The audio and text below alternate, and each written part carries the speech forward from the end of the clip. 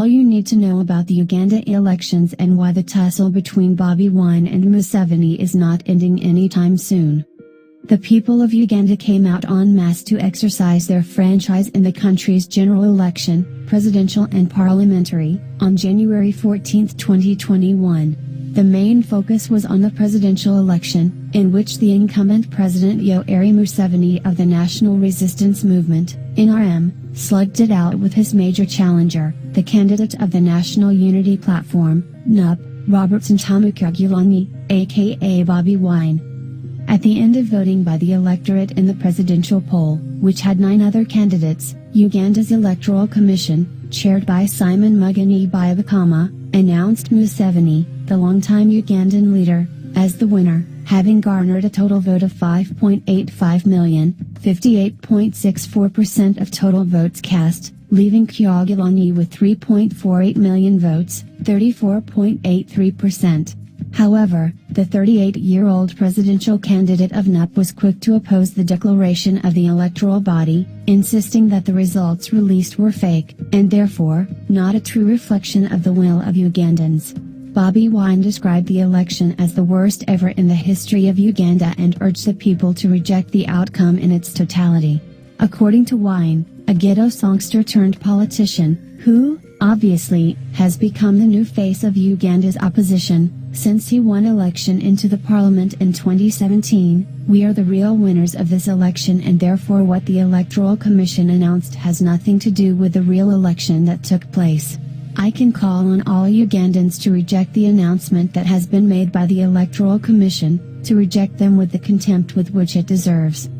The young legislator, placed on house arrest together with his wife, after the election, said his team was considering all peaceful, non-violent and legal options to contest the results and reclaim his stolen mandate.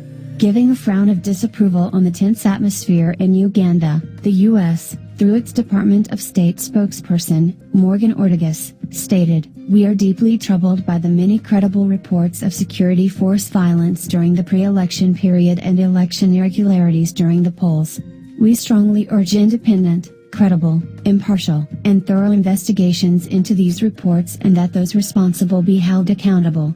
Countering Wine's position, 77-year-old Museveni, a former freedom fighter, now seen as a tyrant by many, dismissed the allegations of fraud, maintaining that the election is the most cheating-free since 1962, when the country attained independence.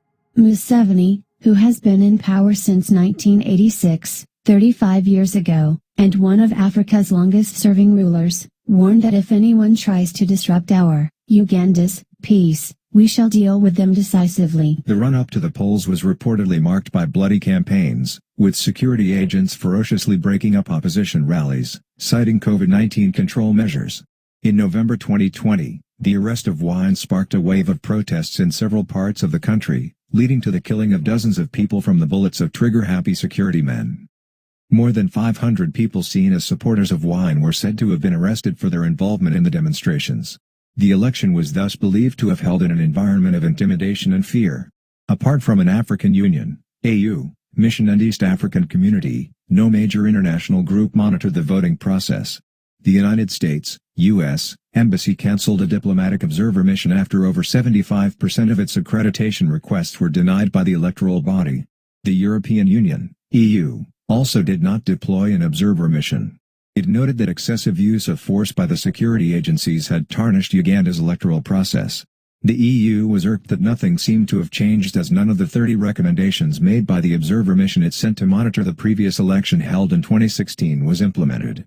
Key among the recommendations included reforms to make the election umpire more autonomous, elimination of undue application of force by the armed forces and more transparency in the tallying of results. A Germany-based stalwart of the People's Democratic Party, PDP, from Makaneli/Lagala Federal Constituency in Oyo State, Nigeria, Honorable Oluyinka Oladimeji Segulu, is one of many African youths who feel sad that the just concluded presidential election in Uganda was rigged against a young man with great zeal to emancipate his people. Describing the election as a complete charade and the most fraudulent in the history of Africa, Segulu, the managing director/chief executive officer of Seg Hotels and Suites in Ibadan, wondered why African leaders had wickedly decided not to give youths a chance in the affairs of governance on the continent. The former personal assistant Pennsylvania, to former Speaker of the House of Representatives, Reinhard Bankole, said, "I am a member of Bobi Wine campaign team from Nigeria. I belong to virtually all of his campaign platforms/groups on social media, where we did our best as youths to position him for victory to kick out the old civilian despot, who wants to remain in power perpetually. There is no gainsaying the fact that many civilian and military dictatorships have fallen, heralding the entrenchment of rule of law-based governance systems symbolized by constitutionalism and constitutional government in Africa. It is however unimaginable and unthinkable that we still find ourselves in a situation where political leaders in the continent are allowed to so easily and freely continue to manipulate elections to perpetuate themselves in office." Sagalu, a PDP aspirant for the House of Representatives in 2015, further stated, "It was obvious prior to the presidential election that Ugandans were eagerly yearning for change and they saw Bobi Wine as a good material for their much-desired change.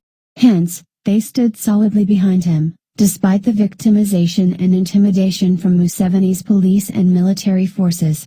It could be seen that the people were unanimous in their support for a young man, who has demonstrated unflinching courage, doggedness and tenacity of purpose, in the fight to liberate Uganda from the clutches of oppression in the hands of a ruthless and dictatorial president." What could have prompted Museveni's evil decision to order the shutting down of all the important mediums and channels of communication, internet, Facebook, etc., in the country, if not to allow for easy manipulation of the election results in his favor? The people of Uganda must collectively reject the charade called election. We shouldn't allow this kind of despotic tendency of our African leaders to continue. Enough is enough. Is it that the African youths are not useful, or African elders have simply just decided not to trust today's youths with the responsibility of governing their countries? Museveni was actively involved in the rebellions mounted to conquer the ruthlessly brutal government of Field Marshal Idi Amin, 1971 to 1979.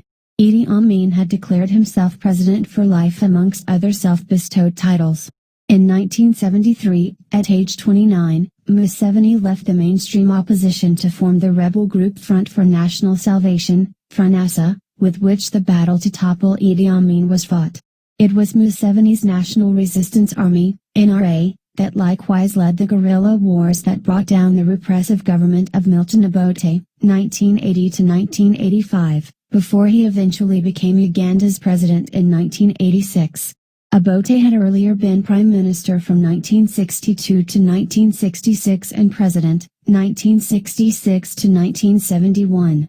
Sagalu added, "One begins to wonder how the same President Museveni that played key role in chasing out previous oppressive and draconian governments in Uganda has refused to relinquish power. Instead, he now cruelly rules Uganda with an iron fist, governing through the use of intimidation, terror and suppression of civil liberties." The Zig Hotels and Suites boss asked, "Why is it difficult for African leaders like Museveni to emulate Nelson Mandela of blessed memory?" Mandela, an anti-apartheid revolutionary and activist, fought for the establishment of multiracial democracy in South Africa, during which he was imprisoned for 27 years. He came out of prison to become the first black president of South Africa. After the completion of his first term of 5 years, he honorably stepped aside even when South Africans wanted him to continue. Let me ask, what is the AU doing about the violent roles of our security operatives in our electoral process? Is the international community not going to intervene in what is happening in Uganda? Who will rescue Africa and Africans from the stranglehold of our dishonest elders in this continent? Commissioner for Youth Political Participation, Pan-African Youth Union, PU, Ambrose Oladele Nihi, described the outcome of the Uganda election as a slap on the faces of African youths. Nihi, in a statement, called on African youths to rise up to fight against what he called recycled leadership and analog democracy. He said, "History was made in Uganda on January 14, as the world watched the outcome of the country's presidential and parliamentary elections. And as predicted by majority of election observers, the voices of the people were submerged in a total eclipse of political hazard, in which the country's preferable candidate, Bobi Wine, became a victim. African youths should come awake and take their destinies in their hands, by putting an end to recycled leadership and analog democracy." While speaking on the outcome of Uganda's election, the United Kingdom, UK, government, through its Minister for Africa, James Duddridge, MP, said, The UK government welcomes the relatively calm passing of the elections in Uganda and notes the re-election of Yoweri Museveni as president. Many in Uganda and beyond have expressed concerns about the overall political climate in the run-up to the elections as well as the electoral process. It is important these concerns are raised, investigated and resolved in a peaceful, legal and constitutional manner. We ask that all parties, including the security services, but also all of Uganda's political movements, act with restraint to ensure the peaceful resolution of disputes. We urge all parties to reject violence and to use constitutional and legal means to address complaints. We call upon the government of Uganda to respect freedom of expression and the right to peaceful assembly, and to hold accountable members of the security forces responsible for violence and abuses.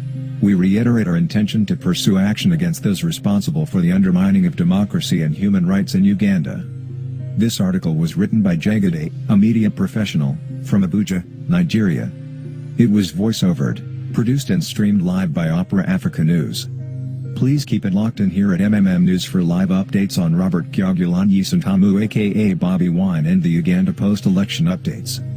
Thank you for subscribing, following and liking both our YouTube channel and Facebook page. I finish with the slogan that Bobi Wine with his nut party like using, people power, our power, our power, people power, nup, everywhere, everywhere, nup.